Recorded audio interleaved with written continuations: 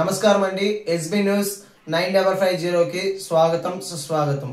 ఏ రోజు వార్త ఆ రోజు మనకు అప్డేట్ కావాలంటే ఎస్బీ న్యూస్ 9550 ఛానల్ ను మీరు సబ్స్క్రైబ్ చేసుకుంటే ప్రతి రోజు వార్త మీకు అప్డేట్ గా ఉంటుంది.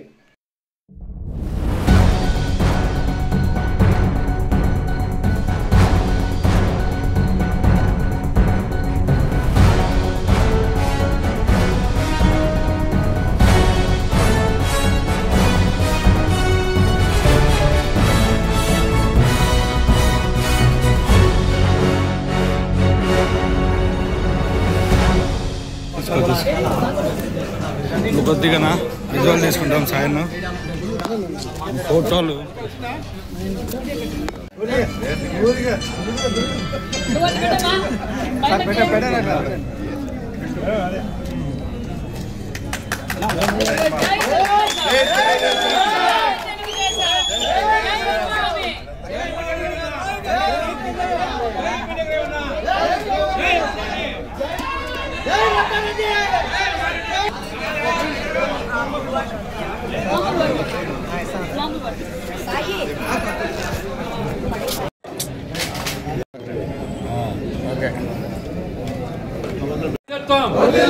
పవన్ కళ్యాణ్ గారి నాయకత్వం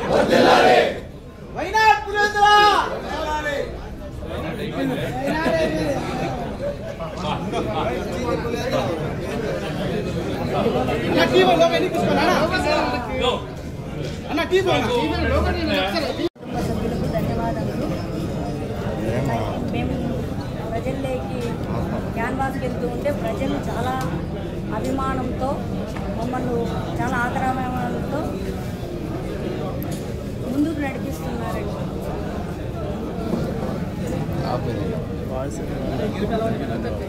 కృతజ్ఞతలండి.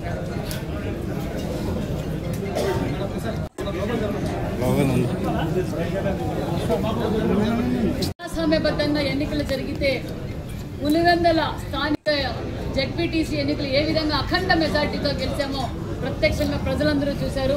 దీనికి సహకరించిన ఎన్డీఏ కూటమి నాయకులకు, కార్యకర్తలకు, ప్రజలకు, మరి రెవెన్యూ అధికారులకు, మరి ఎలక్షన్ కమిషన్కు, అదేవిధంగా పోలీస్ శాఖకు కూడా ప్రత్యేకమైన ధన్యవాదాలు కూడా తెలియజేస్తున్నాం. ఎందుకంటే గత 30-40 సంవత్సరాలుగా పులివెందుల్లో వైఎస్ కుటుంబం స్థానిక ఎన్నికలు జరగనీయకుండా బెదిరించడం, దోచుకోవడం, దాచుకోవడం, అదేవిధంగా గతంలో రాష్ట్ర వ్యాప్తంగా స్థానిక ఎన్నికలు ఏ విధంగా చేశారో మనం చూసాం.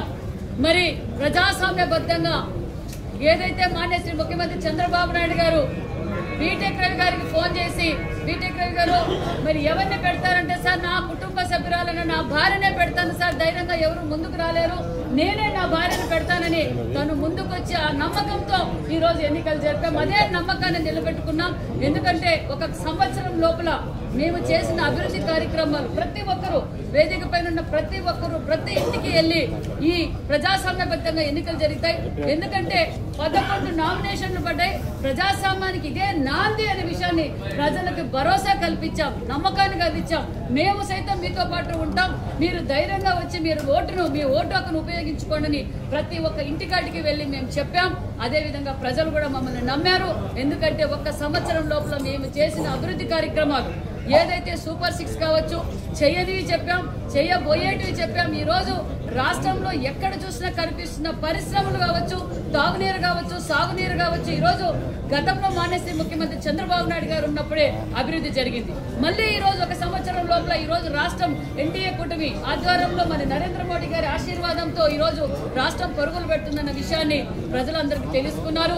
అదేవిధంగా ఇక్కడున్న కూటమి నాయకులు అందరూ కలిసికట్టుగా ఈ విజయాన్ని చంద్రబాబు నాయుడు గారికి గిఫ్ట్ ఇస్తున్నామన్న విషయాన్ని కూడా మీకు తెలియజేస్తున్నాం. ఎందుకంటే జగన్మోహన్ రెడ్డి గారు, అవినాష్ రెడ్డి గారు 11 నామినేషన్లు వేసినప్పుడే వాళ్ళు బైకాట్ చేయొచ్చు. వాస్తవానికైతే మేము ఎన్నికలు బైకాట్ చేస్తున్నామని చెప్పొచ్చు. కానీ జగన్మోహన్ రెడ్డి గారు 4 రోజుల ముందు నుంచి డ్రామా మొదలు పెట్టారు. అవినాష్ రెడ్డి గారు, మరి జగన్మోహన్ రెడ్డి గారు ఎందుకు బెదిరించే వాళ్ళని బెదిరించారు, బుజ్జగిచ్చే వాళ్ళు బుజ్జగిచ్చారు, డబ్బులు ఇచ్చి కొనేవాళ్ళని చూశారు. కానీ ప్రజాస్వామ్యబద్ధంగా వైఎస్ కుటుంబం వచ్చి, వైఎస్ కుటుంబ సభ్యుడు అవినాష్ రెడ్డి వచ్చి ఓటు అడుగుతుంటే ప్రజలందరూ అబ్బా అవినాష్ రెడ్డి గారు వచ్చి ఓటు అడుగుతున్నారంటే ఖచ్చితంగా ఇది ప్రజాస్వామ్య ప్రభుత్వం, సేవ్ డెమోక్రసీ అని పులివెందుల వీధుల్లో సేవ్ డెమోక్రసీ అని అవినాష్ రెడ్డి గారు మాట్లాడుతుంటే అక్కడ ప్రజలందరూ నవ్వుకున్నారు. ఇప్పుడు అసలు సిసలైన ప్రజాస్వామ్యం అన్న విషయాన్ని మేము సేవ్ ద డెమోక్రసీ అన్న విషయాన్ని కూడా మీడియా ద్వారా మీకు తెలియజేస్తున్నాం. మరి ఇదే అవినాష్ రెడ్డి గారు మొన్నటి రోజున ఎలక్షన్ పోలింగ్ స్టార్ట్ అయ్యింది, 7 గంటలకు స్టార్ట్ అయ్యింది. ప్రశాంతంగా ఎన్నికలు జరుగుతున్నాయి. ప్రతి ఒక్కరూ వచ్చి, ముఖ్యంగా మహిళలు, యువత ముందుకు వచ్చి, ఎందుకంటే ఈ రోజు భావితరాల భవిష్యత్ బాగుండాలంటే ఎన్డీఏ కూటమికి సహకరించాలన్న ఉద్దేశంతో వాళ్ళు ఓట్లేస్తున్నారు. మరి మీడియా ముందుకొచ్చి మాకు సాయంకాలం వరకు అవినాష్ రెడ్డి గారికి మీడియా ముందుకొచ్చి మేము ఎన్నికలు బైకాట్ చేస్తామని చెప్పలా. సాయంకాలం అర్థమైపోయింది జగన్మోహన్ రెడ్డి గారికి. బెదిరిస్తే బెదరు ప్రజలు ప్రజాస్వామ్యాన్ని కోరుకున్నారు, ప్రజాస్వామ్యబద్ధంగా ఓటేశారు. కాబట్టి మనం గెలవం, మనం డిపాజిట్లు రావని తెలుసుకొని అవినాష్ రెడ్డి గారు మేము బాయ్కాట్ చేస్తున్నామన్నారు. మళ్ళా ఏమడిగారు అవినాష్ రెడ్డి గారు? మేము రీపోలింగ్ కావాలన్నారు. మళ్ళీ రీపోలింగ్ కూడా పెట్టించారు. ఎలక్షన్ కమిషన్ రీపోలింగ్ కూడా పెట్టించారు. ఆ 2 బూతులు కూడా బైకాట్. జగన్మోహన్ రెడ్డి గారిని, వైసీపీ పార్టీని వాళ్ళు బైకాట్ చేయడం కాదు, ప్రజలే వాళ్ళని బైకాట్ చేశారన్న విషయం మీకు మీడియా ద్వారా తెలియజేస్తున్నాం. ఎందుకంటే గతంలో ఎమ్మెల్సీగా మన బీటెక్ రవి గారు గెలిచారు. అంతేకాకుండా మరి మళ్ళీ 1 సంవత్సరం నుంచి ఇక్కడ స్థానిక సమస్యల గురించి ఎప్పటికప్పుడు బీటెక్ రవి గారు ప్రజలకు వెళ్ళడం, వాళ్ళ సమస్యలను పరిష్కారం చేయడం, చిన్న పనులు కూడా వాళ్ళు ముఖ్యమంత్రిగా ఉన్నప్పుడు పులివెందుల గురించి పట్టించుకోలేదు, పులివెందుల ప్రజల గురించి పట్టించుకోలేదు. ఓడిపోయిన తర్వాత కూడా మరి జగన్మోహన్ రెడ్డి గారు పులివెందుల ఎమ్మెల్యే గారు ఏ రోజు వచ్చి అసెంబ్లీలోకి వచ్చి పులివెందుల సమస్యలు పరిష్కారం చేయలేదు. ఎన్ని బెదిరించినా, ఎంత మందిని భయప్రాంతం చేసినా మరి బీటెక్ రవి గారు కుటుంబ సభ్యులు బీటెక్ రవి గారు ఇక్కడ ఉండి రాజకీయం చేశారు. బీటెక్ రవి గారి నమ్మకం ఒక పక్క తెలుగుదేశం పార్టీ ఎన్డీఏ కూటమి ఉంది కాబట్టి ఖచ్చితంగా అభివృద్ధి జరుగుతుందని సంపూర్ణమైన నమ్మకంతో ఈ రోజు మాకు భారీ మెజార్టీతో గెలిపించారన్న విషయం కూడా తెలియజేస్తున్నాం. దగ్గరలో జనరల్ ఎలక్షన్స్ వచ్చినా పులివెందులో కూడా మేము గెలవబోతున్నామన్న విషయాన్ని కూడా మీకు తెలియజేస్తూ, డిపాజిట్లు కూడా స్థానికంగా సొంత పులివెందుల్లో కూడా డిపాజిట్లు రాని పార్టీ చీటీ తిరిగిపోయింది. మరి నిన్నటి రోజు జగన్మోహన్ రెడ్డి గారు, వాడెవడు బీటెక్ రవి గారు, చంద్రబాబు నాయుడు గారి గురించి మాట్లాడతారు, లోకేష్ బాబు గారి గురించి మాట్లాడతారు, రాహుల్ గాంధీ గురించి మాట్లాడతారు. కూడా తెలియజేస్తూ నిజంగా చాలా గర్వంగా ఉంది యాజ్ ఏ ఇన్ఛార్జ్ మినిస్టర్ గా కూడా. ఎందుకంటే చాలా సార్లు కడపకు వచ్చినప్పుడు, పులివెందులకు వచ్చినప్పుడు కూడా కార్యకర్తలు కూడా చాలా మంది భయప్రాంతులుగా ఫీల్ అయ్యారు. వైసీపీ పార్టీ వారు కూడా జగన్మోహన్ రెడ్డి గారి అరాచకాలు చూసి కొంతమంది మా పార్టీలోకి చేరు, కొంతమంది ఓటేసి గమ్మన కూర్చున్నారు. మరి జగన్మోహన్ రెడ్డి గారి పరిస్థితి ఏంటో రాష్ట్ర ప్రజలందరికీ తెలిసిపోయిందన్న విషయాన్ని కూడా మీకు తెలియజేస్తూ థ్యాంక్ యూ వెరీ మచ్. జై హింద్, జై తెలుగుదేశం. 12 వరకు selection, no election. Cruel democracy నుండి రియల్ డెమోక్రసీ నడిచింది. అరిచి గీపెట్టిన, గగ్గోలు చేసిన చంద్రబాబు నాయుడు గారి యొక్క 14 నెలల పాలన, మోడీ గారి యొక్క 11 సంవత్సరాల పాలన, స్థానిక పరిస్థితులు, వాళ్ళు చేసిన దోపిడీ, వాళ్ళు చేసిన హత్యలు, వాళ్ళు చేసిన అరాచకాలు, వాళ్ళు చేసిన అరటి దోపిడీ, చీనీ దోపిడీ, కనీసం చెరువుకు నీళ్ళు ఇప్పించలేని పరిస్థితి, ఇండ్లను దొంగ కోట్లు రాసుకున్నారు, పాడా పడుచు ప్రాడు చేసినారు. ఆ పరిస్థితులను దృష్టిలో పెట్టుకొని మేమందరం మూకమ్మడిగా ప్రచారం. ఇది ప్రజా విజయం, ఇది వైఎస్ఆర్ వాళ్లకు తిరుగుబాటు విజయం.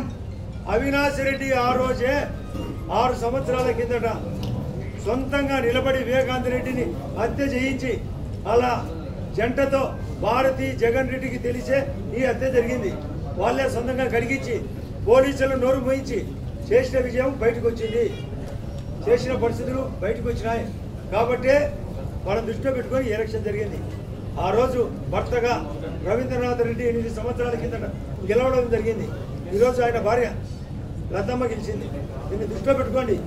సిగ్గుడాల డిపాజిట్ రాలే, 1300 ఓట్లు రవాణా, 680 ఓట్లు వాళ్ళ బతుకు అవుట్. ఏదో మేము ఎన్డీఏ ఏమి చేయనట్టు, ఆయన అందులో పొడిచినట్టు, రేపు మళ్ళా నేనే పాలన అన్నట్టు. కేవలం కౌంటింగ్ జరిగిన 18వ రోజుకే ఢిల్లీ పోయి జంతర్ మంతర్ దగ్గర రాష్ట్రపతి పాలన. ఇప్పుడేమో లీగల్గా సక్సెస్ అయినారా, మన కోర్టుకు పోయినారు, అప్పుడు ఫైలు. ఇప్పుడేమన్నా ఆల్రెడీ డిక్లరేషన్ ఫారం చేతికి వచ్చింది, ఇప్పుడేమన్నా సక్సెస్ అయినారా? అన్ని కోణాల్లో ఫైలేదు. రాష్ట్రాన్ని అప్పులమయం చేశాడు, తప్పులమయం చేశాడు, ఘోరాలు చేశాడు. TDP party office పగలగొట్టాడు.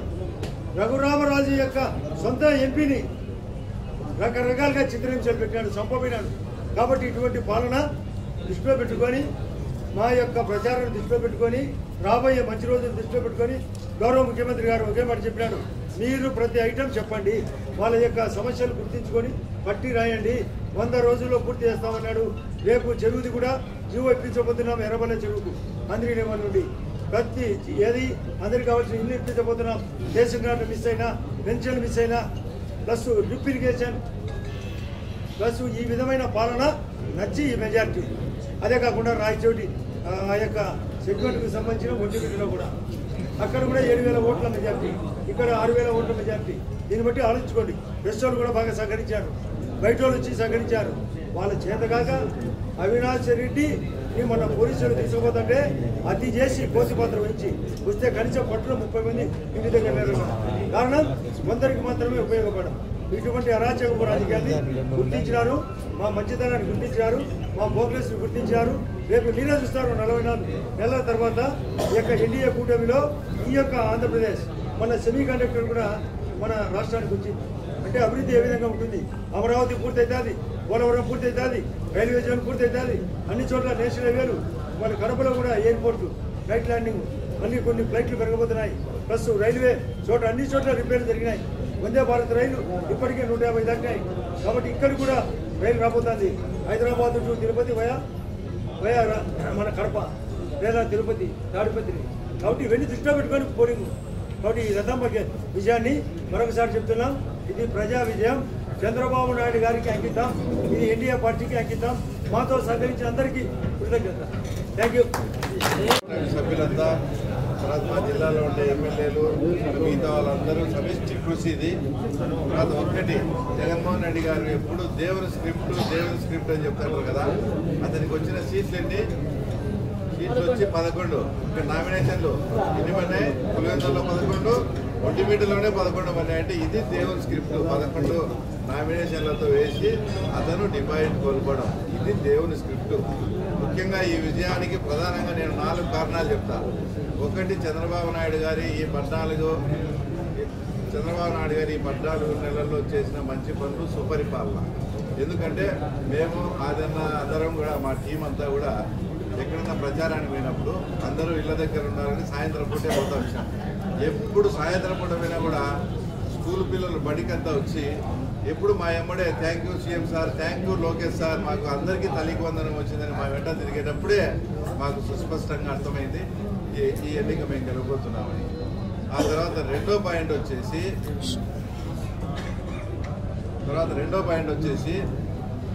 30 నుంచి 35 సంవత్సరాలుగా ఎప్పుడు కూడా పులివెందుల ప్రజలు ఇంత స్వేచ్ఛగా ఓటు వేయలేదు.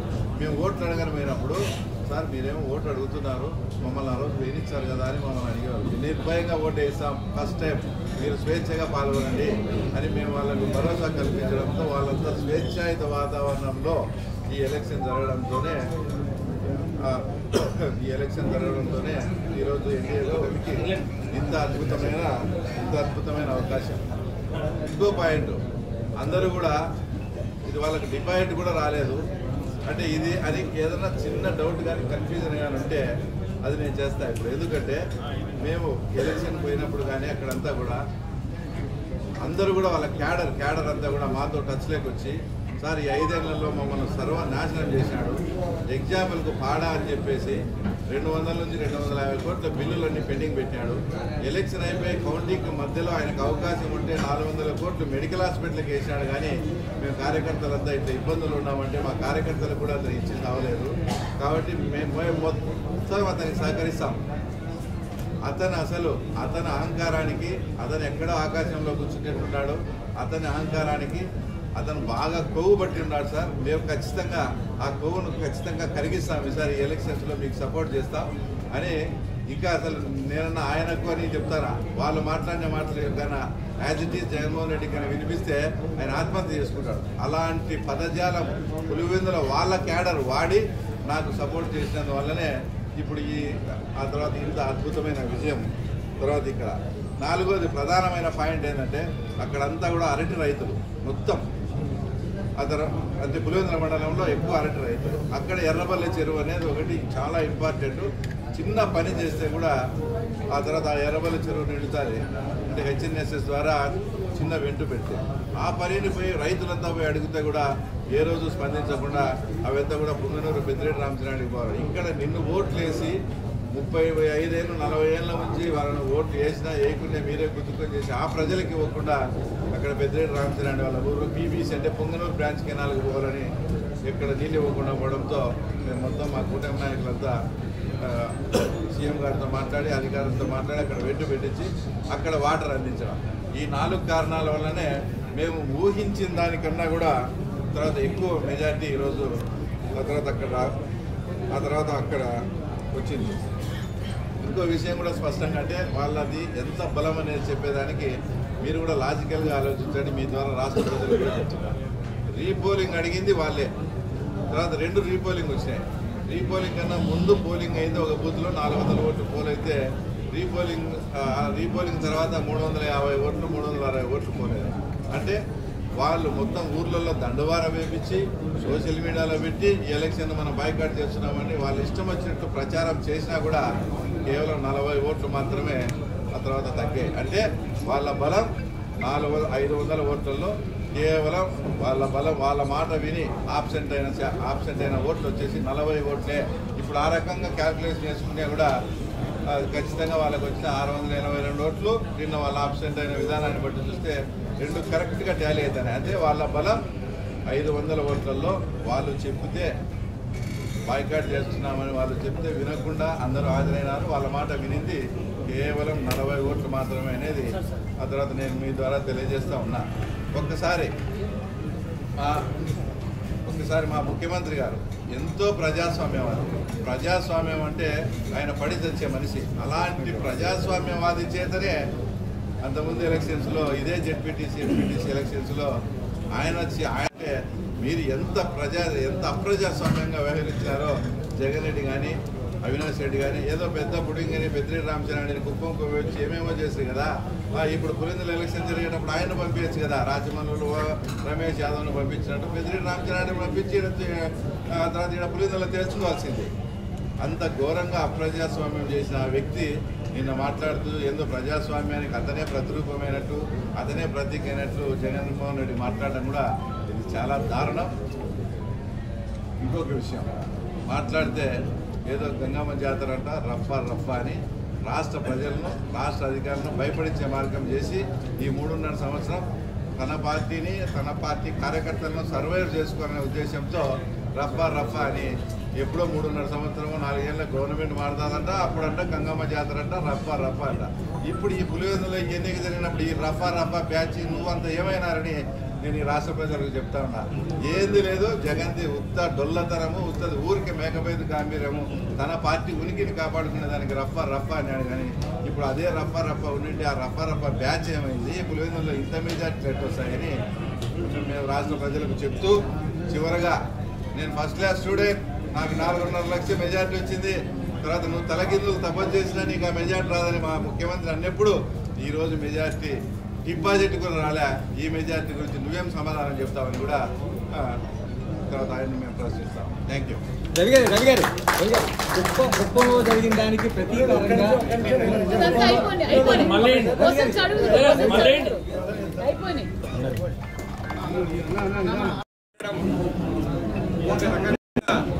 ఆంధ్రప్రదేశ్ రాష్ట్ర ప్రజలకు ఒక మెసేజ్ లాంటిది.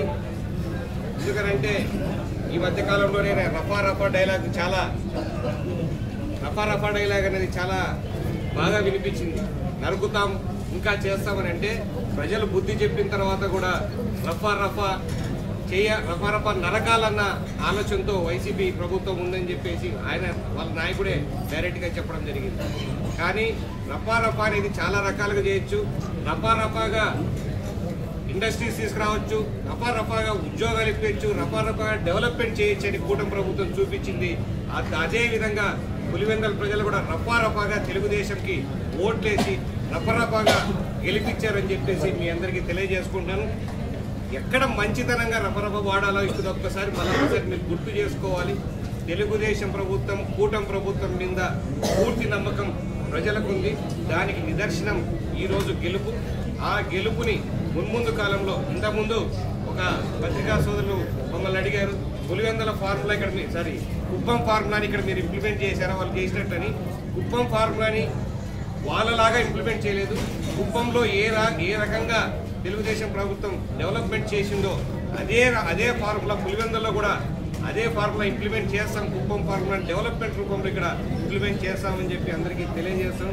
మరొక్కసారి ఈ ఎలక్షన్కి సహకరించినటువంటి మీడియా మిత్రులందరికీ, తెలుగుదేశం కార్యకర్తలందరికీ, ప్రతి ఒక్కరూ కష్టపడిన వాళ్ళందరికీ ధన్యవాదాలు తెలియజేసి, ఎందుకంటే నేను కూడా కొంచెం యాక్టివ్గా పార్టిసిపేట్ చేసిన, నాతో పాటు తిరిగిన ప్రజలందరికీ కూడా ధన్యవాదాలు తెలియజేస్తున్నాను. Thank you very much. వ్యాప్తంగా కూడా అణిచివేతకు గురి చేసిన వ్యక్తులకు వ్యతిరేకంగా ఓటు వేసి మంచి సంకేతం పంపించినాం.